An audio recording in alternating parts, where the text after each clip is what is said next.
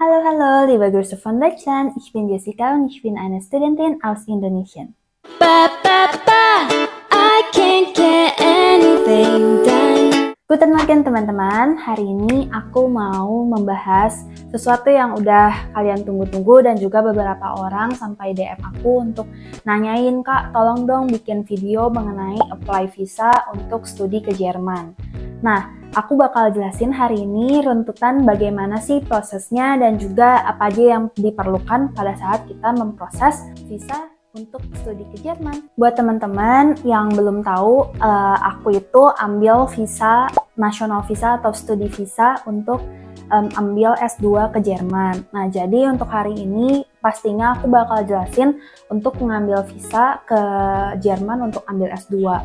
Dan mungkin aku bakal lebih jelasin tentang ke unconditional LOA. Nah, apakah itu aku bakal jelasin lebih lanjut, tapi pertama kali aku bakal jelasin mulai dari awal. Nah, teman-teman, aku hari ini bakal jelasin dari awal sampai akhir untuk requirements-nya. Jadi aku akan bagi jadi dua part video. Yang pertama tentang requirement-nya, yang kedua aku bakal jelasin per detail bagian-bagian mana ya aja yang perlu kalian perhatikan. Oke, yang pertama adalah kalian harus mendownload National Visa Document atau requirement yang ada di website kedutaan Jerman di Indonesia.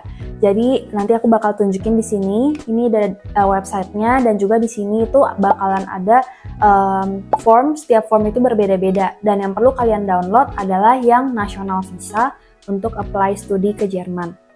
Nah, setelah itu, setelah kalian buka, itu nanti akan ada requirements-nya atau persyaratannya dari nomor 1 sampai nomor 11. Isinya adalah yang pertama, application form. Jadi, untuk mendaftar studi ke Jerman, untuk visanya itu pertama kita harus isi form aplikasinya. Itu dia minta original 2. Maksudnya apa sih original 2? Artinya kalian harus memprint dokumen itu sebanyak 2 kali dan harus ditandatangan basah sebanyak 2 kali. Jadi harus bikin 2. Nah, tapi sebenarnya tergantung. Kalau kemarin itu kebetulan meskipun di requirement-nya dia butuh 2 rangkap, tapi pas waktu aku apply visanya, dia hanya membutuhkan 1 rangkap aja. Jadi nggak butuh 2 original form-nya. Jadi cuma 1 original form. Dan sebenarnya semua dokumen jadinya cuma dibutuhkan 1 rangkap doang. Oke, di application form ini ada apa sih? Yang pastinya di application form itu mengenai data kalian, mulai dari nama, kemudian juga tempat tinggal, dan tanggal ulang tahun, jenis paspor. Aku sambil buka ya. Jadi yang penting kalian perhatikan adalah pertama jenis travel dokumen kalian atau paspor kalian. Di sini biasanya tulisnya adalah Reisepass atau Ordinary Passport. Nah, itu ditulisnya kayak gitu aja. Pastikan nomor paspor kalian juga benar karena itu yang jadi tanda dari orang kedutaan mengenai aplikasi form kita.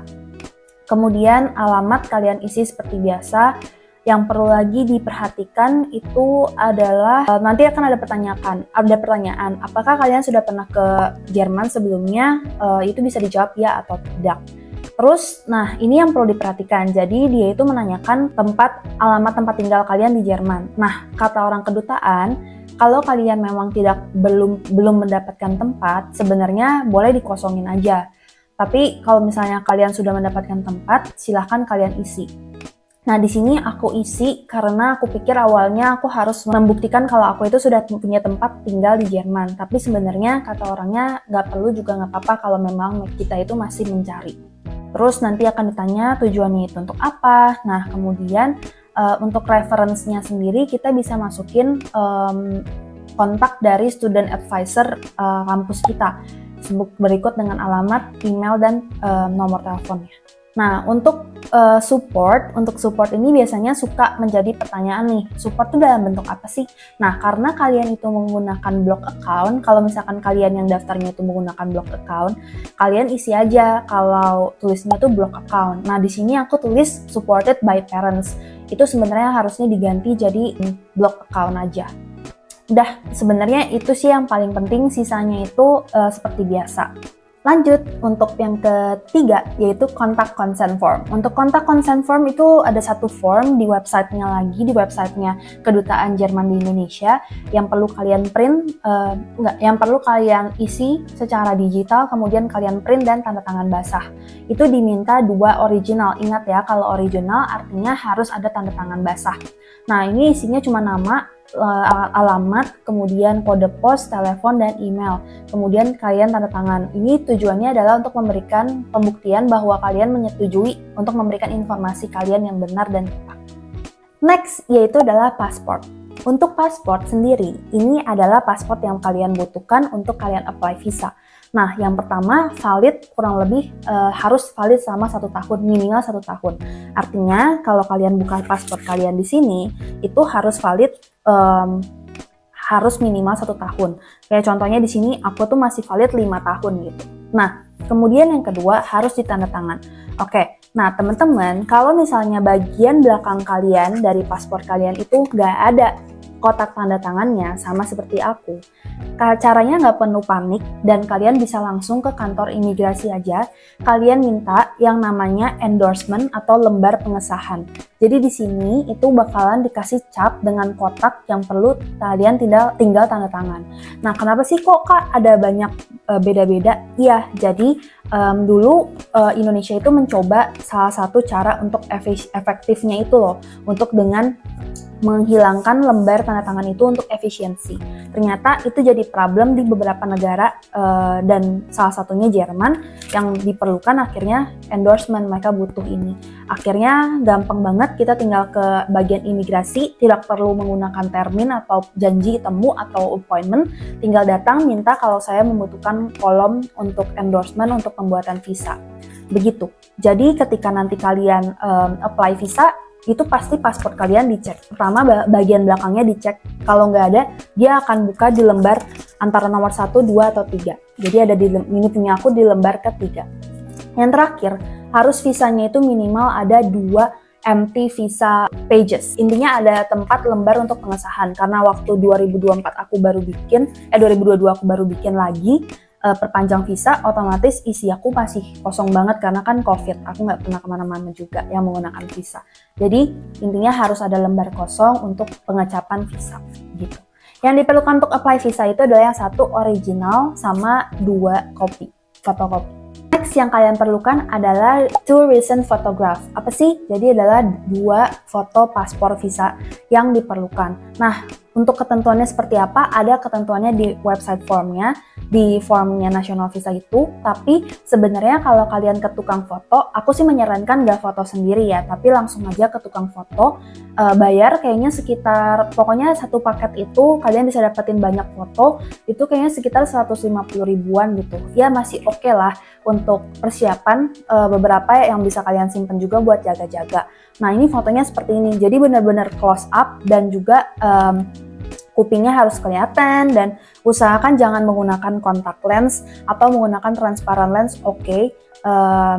Dan ya pokoknya pakai kemeja, dan aku tidak menyarankan pakai kemeja putih karena latarnya itu putih.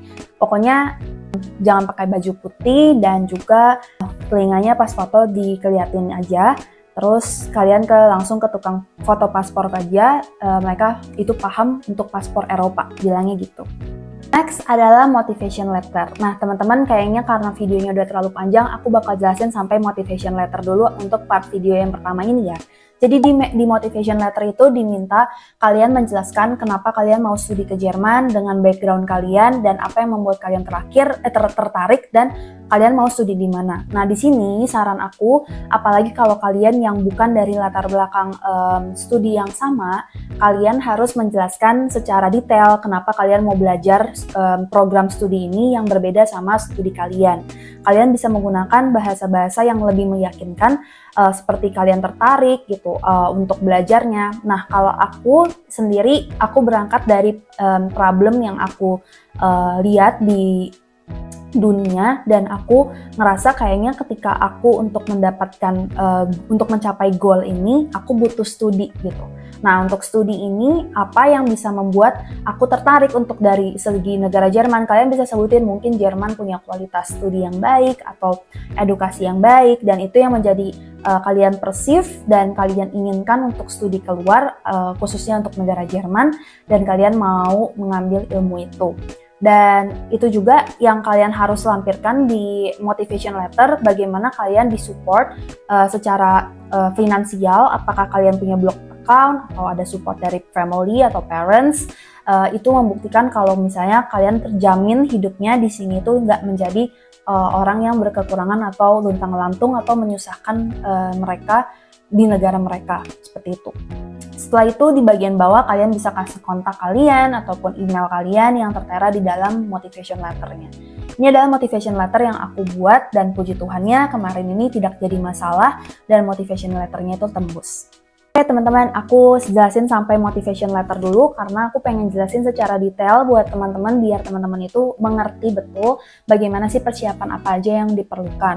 Nah, khususnya untuk tadi poin-poin yang sudah aku sebutkan, yang pertama application form, kontak consent form, pasport, fotograf, foto dan motivation letter, jangan sampai ada informasi yang salah dan itu akan menjadi satu faktor kecurigaan dan juga tidak kekonsistensian dari kalian. Nah, itu aja sih untuk yang mau aku sampaikan di part 1 video application visa untuk studi ke Jerman. Auf Wiedersehen, tschüss!